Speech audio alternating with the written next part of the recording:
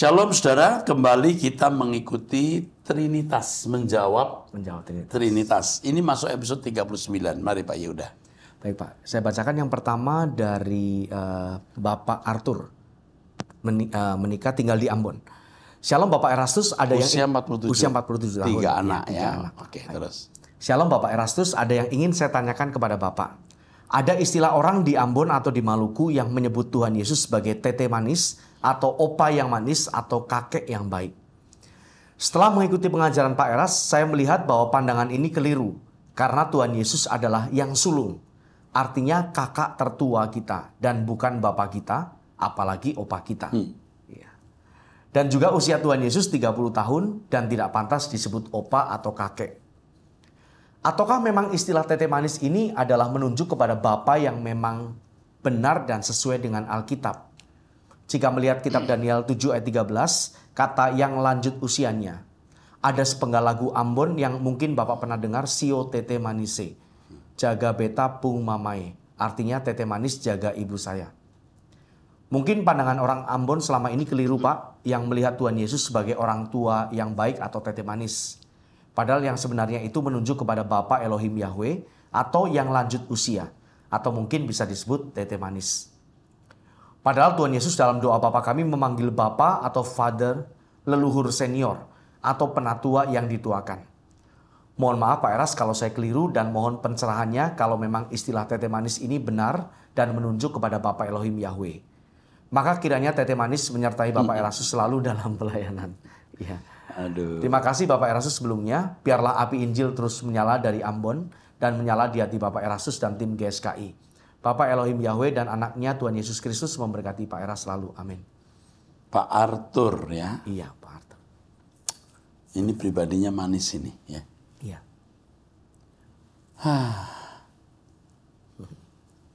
Sebenarnya kalau memandang Yesus itu sebagai Bapa itu salah. Ya. Bahkan di Alkitab itu tidak ada kata anak Tuhan, tidak ada. Ya. Yang ada anak Allah. Jika ada satu ayat yang menyebut anak Tuhan, Tuhan itu huruf besar semua, anak Yahweh. Ya. Benar kata Pak Arthur, Yesus itu bukan Bapak. Ya. Apalagi kakek ini. Ya. Atau opa. Mungkin ini pengaruh ajaran Trinitarian. Bisa ada pengaruhnya ke situ. Sehingga memandang Yesus itu sejajar dengan Allah. Bapak maka dipanggil sebagai tete manis. Kalau tete manis mengacu pada Bapak yang menaungi melindungi, mungkin masih bisa ya. Ya. Ini kan Sio tete manis jaga beta pung mamai, artinya tete manis ya Allah Bapak gitu ya. Jaga ibu saya. Ya. Ya. Kalau ini tadi opa tadi gimana? Jadi tete manis itu pengertiannya opa yang manis atau kakek yang baik begitu Pak. Dalam bahasa Ambon. Sebenarnya begini ya. Kalau konsep opa itu yang menaungi, memperhatikan, ya gitu. Iya. Mungkin bisa dipaksakan untuk dijadikan istilah. Karena Tuhan Yesus itu baik, ya, dia seperti tete manis, seperti opa, bisa saja. Ya. Tetapi sebaiknya kita tidak menggunakan diksi ini. Karena diksi ini diksi yang bertentangan dengan Alkitab. Ya. Kalau pemahamannya salah. Jadi diksi itu tidak bisa digunakan kalau pemahamannya salah. Yang jelas Allah itu Bapak dari kita semua, juga Bapak dari Tuhan Yesus. Dan Tuhan Yesus itu yang sulung di antara banyak saudara. Yang penting pemahaman itu harus ada dan tough. Adapun kalau tete manis diberi pengertian atau isi atau dimaknai.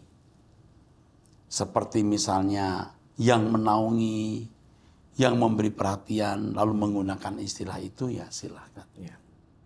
Kan kadang-kadang begini, di rumah itu, di kalangan teman-teman ya. Ya. Ada satu yang paling suka memperhatikan. Ya. Laki-laki dipanggil, mami, mana mami? Dia laki-laki dipanggil mami, tapi karena memang dia suka perhatian. Atau di antara teman-teman ada yang paling sering menasehati. Mana si kakek? Nah, maksudnya si kakek itu bukan dalam arti umur, tetapi menaungi, ya, bersikap. Bisa nggak itu? Iya. Nggak tahu maksud saya. Tahu, Pak. Oke deh. Iya. Itu dulu.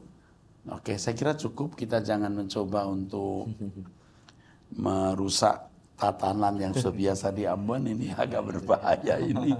Jadi saya cukup begitu saja dulu.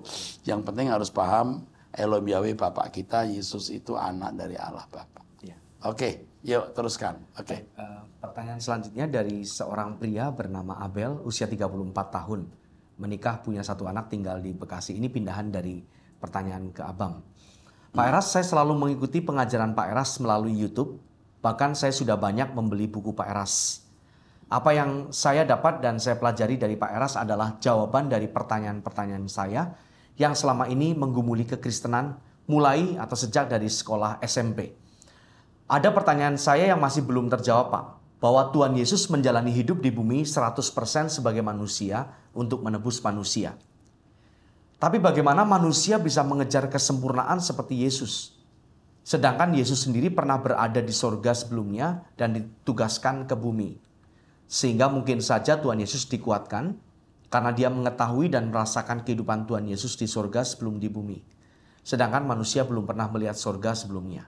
Terima kasih Pak Eras, Tuhan memberkati Pak Eras keluarga dan tim GSKI. Amin. Yang pertama, pengertian sempurna itu mungkin Anda harus pahami.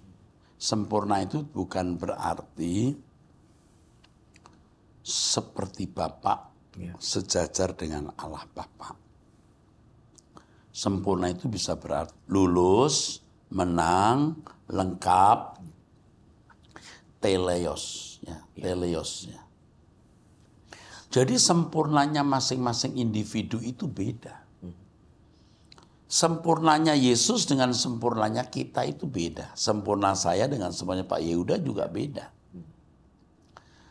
Ibarat soal itu masing-masing punya soal yang berbeda dan tingkat kesulitannya beda. Yesus memiliki soal dan tingkat kesulitan yang paling tinggi. Tapi Yesus menyelesaikan. Kita juga punya tingkat kesulitan dan soalmu tidak setinggi Yesus. Yesus diludahi kalau kita hanya perlakuan orang membuang muka. Beda kan? Ya. Tapi respon atau reaksi kita harus sempurna. Yesus diludahi mengampuni. Kita belum diludahi, hanya dibuangin muka. Tapi kita mengampuni. Itu sempurna. Itu maksudnya, jelas? Iya, jelas Pak. Oke.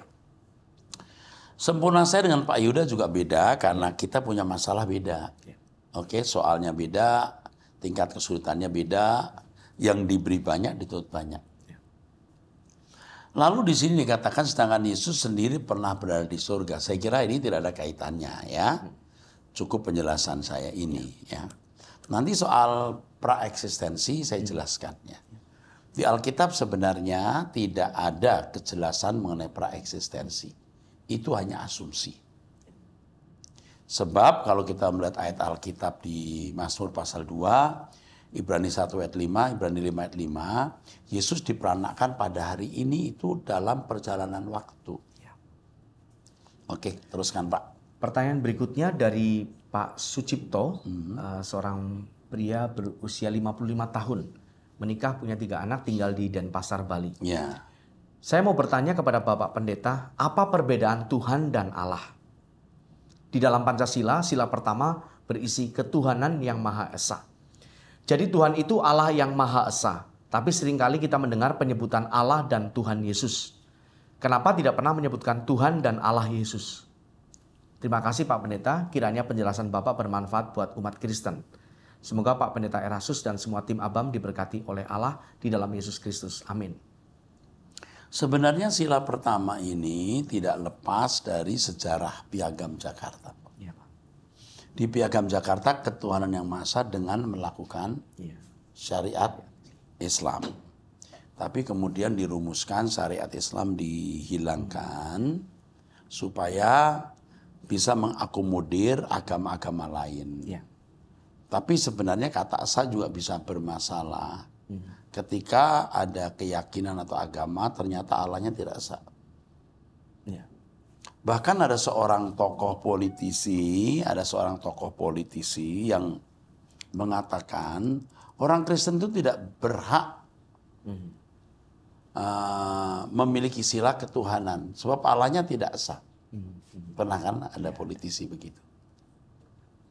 Ini sebenarnya menjadi masalah. Jadi tidak lepas dari sejarah penyusunan dasar negara ini ya. Nah, pengertian Tuhan dalam agama Kristen dan Allah dalam agama Kristen itu bisa beda dengan agama lain. Kata Allah dulu misalnya ya. Allah itu dari bahasa Ibrani Elohim. Ya. Betul nggak? Iya, Pak. Elohim itu ditujukan hanya untuk, kalau dalam keyakinan bangsa Israel itu hanya ditujukan kepada Yahweh. Yahweh itu Elohim, Allah yang esa, satu dalam arti mutlak. Tetapi di dalam agama lain Allah itu menjadi nama diri. Sedangkan dalam agama Kristen Allah yang dari bahasa aslinya Elohim itu menunjuk generic name atau sebutan. Manusia itu sebutan. Tapi Agus, Nini, Rudi, Robert itu proper name. Yahweh itu proper name. Ya. Elohim itu sebutan. Jadi Allah itu sebutan sebenarnya. Bukan proper name. Jadi kalau Allah dijadikan proper name menjadi masalah. Seperti di Malaysia orang-orang Kristen tidak boleh menggunakan nama Allah karena Allah dianggap sebagai proper name milik dari salah satu agama besar di sana. Di sini dulu ya harus paham ya kata Allah ya. Lalu Tuhan itu artinya tuan, majikan, pemilik, master dalam bahasa Inggris, ndoro dalam bahasa Jawa. Ketuhanan yang maha esa. Artinya kamu harus bertuankan satu, itu kan artinya. Dalam bahasa Yunani Tuhan itu atau tuan itu kurios. Dalam bahasa Ibrani Adonai. Nah, tadi saya lupa nyebut bahwa kata Allah atau Elohim dalam bahasa Yunani theos. Dan selalu disebut tunggal, bukan theoi, tapi theos. Dan ini sebenarnya mengisyaratkan bahwa Allah itu mono, satu, bukan tiga. Apalagi kalau theos disandingkan dengan Yesus. Yesus tidak termasuk theos. Jelas, ini monoteisme itu Elohim Yahweh. Nah, ketuhanan yang maha esa artinya tidak boleh memiliki yang disembah itu lebih dari satu. Oke, jelas ya. Oke. Kenapa tidak disebut Tuhan dan Allah Yesus? Sebenarnya bisa. Yesus itu Tuhan dan Allah kami. Yesus itu Tuhan dan Allah kami. Hanya harus diketahui bahwa Allah untuk Yesus itu tidak sejajar dengan Allah untuk Yahweh. Itu masalahnya. Nanti bisa timbul kerancuan. Kita juga masih menyebut Yesus itu Tuhan dan Allah kami. Allah itu Elohim artinya hakim. Artinya penguasa. Artinya pemilik, the owner. Dan pada dasarnya kata Tuhan dengan Elohim atau Allah itu sinonim. Betul nggak? Sinonim. Jadi kalau menyebut Yesus Tuhan dan Allah kami itu benar. Tapi kita harus tahu bahwa Yesus bisa menjadi hakim, bisa menjadi penguasa itu karena Elohim Yahweh yang punya kuasa, punya kerajaan, punya kemuliaan. Yang berhak memberikan kuasa kepada siapa Bapa memberikan. Jadi Yesus itu sebenarnya kalau tidak diangkat jadi hakim, ya tidak bisa jadi hakim. Kalau tidak diberi kuasa, ya tidak menjadi penguasa. Yesus berkata segala kuasa di surga di bumi diberikan padaku. Jelas ya? Jelas. Mau tambahkan Pak? Cukup sih Pak. Cukup, oke. Teruskan yuk. Pertanyaan selanjutnya dari Christian. Ini usia 20 tahun tinggal di Bekasi. Oke. Shalom Pak Eras, saya ingin bertanya, apakah yang merupakan batu karang perhentian hanya Yahweh saja, bukan Yesus? Dan apakah batu karang juga bisa mengacu kepada orang percaya selain Yesus? Berhubungan dengan kedua pertanyaan ini, untuk memperjelas, di dalam 1 Korintus 10 ayat 4 dikatakan, dan mereka semua minum minuman rohani yang sama, sebab mereka minum dari batu karang rohani yang mengikuti mereka, dan batu karang itu ialah Kristus. Terima kasih. Ya, Tuhan Yesus berkati. Lalu ada pertanyaan berikutnya, kedua dan ketiga. Ini dijawab dulu aja ya. Oh ya, baik Pak. Ada 2 pertanyaan lagi setelah ini. Kita kalau membaca Alkitab itu tidak boleh main pungut. Kita harus melihat konteks ayat, ayat sekitarnya, ayat sebelum dan sesudahnya, dan ayat sebelum dan pasal sebelumnya. Ya. 1 Korintus pasal 9 di ayat-ayat akhir bicara mengenai sulitnya keselamatan itu. Ya. Paulus sendiri berkata, aku yang sudah memberitakan Injil, jangan aku sendiri ditolak. Ini bukan ditolak oleh manusia, ditolak Allah. Ya. Di ayat sebelumnya dia tidak peduli, tidak diterima oleh Petrus pun dia tidak peduli. Nah, di 1 Korintus 10 itu bicara mengenai bangsa Israel yang dari Mesir ke Kanaan sebagian besar tewas di padang gurun. Ya. Bukan karena Allah tidak sanggup, tapi karena bangsa Israel tidak dengar-dengaran. Dan dikatakan di dalam 1 Korintus 10, 2 ayat menulis, semua itu menjadi pelajaran untuk kita. Jadi kalau di perjanjian baru, orang Kristen yang ngaku percaya Yesus belum tentu masuk surga loh. Kalau tidak sampai akhir, dia setia. Betul nggak? Demikian, ini gambarannya bangsa Israel yang walaupun Allah sendiri yang menuntun, tidak semua sampai tanah Kanaan. Walaupun mereka dibaptis. Walaupun mereka masuk air, masuk laut. Iya. Sebagai lambang baptisan. Lambang baptisan, ya, Pak. Tapi tidak benar-benar dibaptis loh mereka. Nggak ada baptisan di perjanjian lama untuk bangsa Israel. Ya. Itu hanya simbol atau lambang. Mereka dibaptis di dalam laut Kolsom. Tapi nggak dibaptis, itu kan lambang. Mereka juga minum minuman rohani dari batu karang. Mereka minum air, bukan minum yang lain. Dan batu karang itu Kristus. Ini hendak menunjuk pekerjaan Allah yang nyata dalam hidup mereka. Tentu pekerjaan Allah ini bicara pekerjaan roh Allah. Kristus artinya yang diurapi. Batu karang itu bukan pribadi Yesus, saudaraku. Jangan ngotot. Itu Yesus lah. Yesus kok jadi batu karang mengeluarkan air. Batu karang kan tidak memiliki pribadi, bukan makhluk hidup, bukan entitas yang hidup. Simbol. Seperti baptisan tadi, itu simbol bukan? Tapi kan mereka nggak dibaptis. Batu karang itu pun simbol. Bahwa bahwa karya Allah nyata dalam hidup mereka, tapi mereka tetap tidak sampai tujuan atau tidak sampai pada penggenapan maksud Allah. Nah, ini yang orang bully saya dengan kalimat ini. Kok Kristus kok bukan Yesus? Loh, kalau kita membaca Galatia 2, 19 dan 20, hidupku bukan aku lagi, tapi Kristus di dalam aku. Apakah berarti Yesus di dalam kita dalam arti pribadinya? Kalau pribadinya dalam diri kita, kita punya 2 pribadi. Pribadi ganda namanya. Kristus di situ maksudnya yang diurapi menunjuk pada spirit, gairah, sifat, karakter. Betul nggak? Ya. Begitu. Nah, ada pendeta yang blog di YouTube judulnya, kata Pak Eras Kristus bukan Yesus, atau kata pendeta Erastus Kristus bukan Yesus, atau Yesus bukan Kristus. Ya. Itu judul menyesatkan. Saya pasti mengakui Kristus itu Yesus. Di konteks mana? Yesus itu Kristus. Hanya orang bodoh, Kristen bodoh yang tidak mengakui Yesus itu Kristus, yang juga tidak mengakui bahwa Kristus itu juga bisa menunjuk Yesus. Tapi konteks mana? Jadi kalau judulnya pendeta Erastus tidak mengakui Kristus itu Yesus, itu kan merusak nama baik, membunuh karakter. Saya sih tidak membalas apa-apa, tapi Bapak Ibu bisa melihat karakteristik pendeta seperti ini. Kalau saya ditanya apa Kristus itu Yesus, amin. Tapi kalau di 1 Korintus 10 ayat 4, itu simbol, itu lambang, simbolis, atau bisa merupakan tindakan profetik. Ya. Saya tidak mengatakan, saya tidak mau mengakui batu karang itu Kristus secara pribadi atau entitas.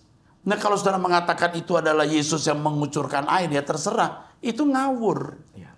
Betul ya Pak ya? Betul Pak. Jadi Bapak Ibu, kalau melihat judul, harus hati-hati. Seperti orang mengatakan Pak Eras tidak percaya Yesus itu juru selamat. Loh, kalau kita tidak percaya Yesus juru selamat, ya kita tutup buku jadi Kristen lah. Ya. Lalu ada lagi yang mengatakan misalnya, ada keselamatan di luar Kristus. Tidak pernah saya mengatakan itu. Ya. Yesus itu satu-satunya jalan keselamatan, dan itu harga mati. Mau ditambahkan? Ya, tadi mungkin memperjelas saja, mempertegas saja Pak, Ya. bagian yang mereka tidak benar-benar dibaptis. Mereka melewati laut itu kan kering Pak. Jadi tidak secara tidak secara jasmani begitu Pak. Tidak secara harfiah maksud saya. Nggak ada airnya. Iya. Karena Kecuali mereka nyelam. dibaptis padahal kan dimasukkan ke dalam air. Ini mereka Paham ya maksudnya ya? Nggak boleh loh sembarangan. Yesus kok disamakan dengan batu, itu bagaimana? Itu simbol. simbol Pak. Nah, Iya. Oke, teruskan. Pertanyaan kedua dari penanya yang sama, apakah pribadi yang berpraeksistensi memiliki self-existence? Sedangkan praeksistensi Yesus mengajarkan bahwa pribadi anak Allah belum ada, tetapi akan ada di perjanjian baru melalui nubuatan Yahweh. Iya, self-existent. Yang punya self-existent itu hanya Allah Bapa. Maka dikatakan beberapa ayat bahwa Bapa yang memberi hidup kepada Yesus. Hidup Yesus itu bukan dari dirinya sendiri, dari Bapa, ya kan? Ya. Jadi self-existent itu hanya Bapa di surga. Oke, teruskan. Pertanyaan yang terakhir, kalau Musa menjadi Elohim bagi Firaun, benarkah kalau Musa beneran jadi Elohim atau mewakili Yahweh? Terima kasih. Ya, Elohim itu artinya hakim. Ya. Musa menghakimi Firaun, itu maksudnya, ya. Nggak jadi Yahweh lah ya. Tetapi otoritas untuk menghakimi itu harus dari Yahweh, karena bapaknya Yahweh yang berhak menghakimi, gitu ya Pak Yehuda. Luar biasa. Teruskan. Pertanyaan selanjutnya dari 0812-622 sekian-sekian. Ini seorang pria yang tinggal di Medan. Ya. Shalom Pak, mohon dijelaskan secara rinci makna gender feminin dari kata logos. Sebab feminin itu ditujukan untuk perempuan. Sedangkan logos itu kan perkataan. Kenapa bisa gendernya feminin? Mungkin hal ini bisa mencerahkan pemikiran kaum awam yang kurang paham. Atau bahkan yang tidak mengerti dengan makna gender feminin tersebut. Nah, sekarang sebentar dulu Pak Yehuda jelasin deh. Bahwa kalau anggota tubuh kita, tangan, kaki gimana? Itu gendernya feminin. Iya. Coba. Baik, kalau di dalam bahasa Ibrani itu hanya ada 2 gender. Semua kata benda itu punya gender. Ini tidak selalu sama dengan jenis kelamin, Pak. Ya, ya. Karena ada benda-benda yang tidak hidup atau bukan makhluk hidup. Gender feminin bukan berarti harus perempuan. Harus perempuan, betul. Gender maskulin tidak harus berarti laki-laki. Tetapi kalau makhluk hidup yang berjenis kelamin perempuan pasti feminin. Iya. Kalau makhluk hidup yang berjenis kelamin laki-laki pasti gendernya maskulin. Ada juga kan bahasa Perancis yang meja itu perempuan laki, kalau kursi perempuan, misalnya gitu. Nah, kalau di bahasa Ibrani yang menunjuk kepada satu lokasi itu contohnya kota Ir itu feminin gendernya. Lalu salah satunya bagian-bagian tubuh ini juga jari, tangan, mata, selalu telinga, feminin. Selalu bentuknya gendernya feminin. Jadi dari kebenaran ini bahwa bagian tubuh kita yang menyatu, yang tidak bisa dipisahkan dari tubuh kita ini memiliki gender feminin, begitu Pak. Seperti hikmat itu gendernya hikmat. Feminin. Ya, hokmah feminin. Hokmah itu feminin kan? Iya. Itu menunjukkan bahwa itu bagian dari Allah. Iya. Hikmat itu. Oke, kalau logos Pak, logos di dalam Yohanes pasal 1 ayat 1 ya, kita lihat ya. Supaya paham ya. Itu maskulin. Kenapa? Ya. Karena logos di situ metonim Allah. Metonimnya Allah, ya. Paham ya? Ya. Nah, itu harus bisa dipahami. Oke. Cukup jelas nggak itu, Pak? Ya, cukup jelas, Pak. Oke, bagus Jadi ya. gendernya bukan feminin logos ini, tetapi gendernya adalah maskulin ya, Pak. Jadi logos itu gendernya maskulin. Karena itu metonim Allah. Logos itu Allah sendiri sebenarnya. Selain menunjuk pada firman atau word, tapi juga Allah sendiri. Maka dikatakan dalam firman Tuhan bahwa, maksud saya gini, logos itu menunjuk hikmat Allah. Jadi kalau orang penuh hikmat berarti penuh logos. Yesus penuh hikmat itu penuh logos. Ya. Tapi Allah tidak penuh hikmat, karena Allah itu hikmat itu sendiri. Ya. Kalau di Alkitab pada terjemahan Allah itu penuh hikmat, itu tidak tepat, karena tidak ada kata penuh di situ. Itu ditambahi. Ya. Nggak benar itu terjemahannya. Ya. Oke, teruskan. Seperti yang pernah viral, ada pernyataan Bapak mengenai Roh Kudus yang terkait dengan situasi mimpi Bapak. Ya. Jika tidak salah, ada juga ayat yang mendukung pernyataan tersebut, dan dalam ayat itu kata Roh Kudus memiliki gender feminin. Sedangkan tidaklah mungkin Roh Kudus itu perempuan. Nah, itu kan saya mimpi. Mimpi itu artinya Tuhan mau memberi pesan bahwa saya sedang merawat anak-anak yang rusak. Kepalanya kan bonyok itu ya. Itu bisa, waktu itu kan kita baru ambil STT, sebagai manajemen baru. Lalu juga jemaat. Harus diperbaiki cara berpikirnya. Ya. Nah itu saya dapat mimpi itu saya gentar sekali. Jadi itu seperti perempuan cantik sekali menggendong anak nih, bilang ini anak kita. Dan memang jemaat ini kan hasil pelayanan saya oleh pimpinan Roh Kudus. Jadi digoreng orang bahwa saya menikah dengan Roh Kudus. Itu jahat, ya enggak boleh gitu. Terus katanya bercumbu. Loh, saya hanya mengatakan sayang. Percumbuannya bukan hubungan seks.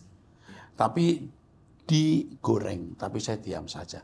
Dan Anda bisa tahu kalau ada orang yang melakukan itu kira-kira etis tidak.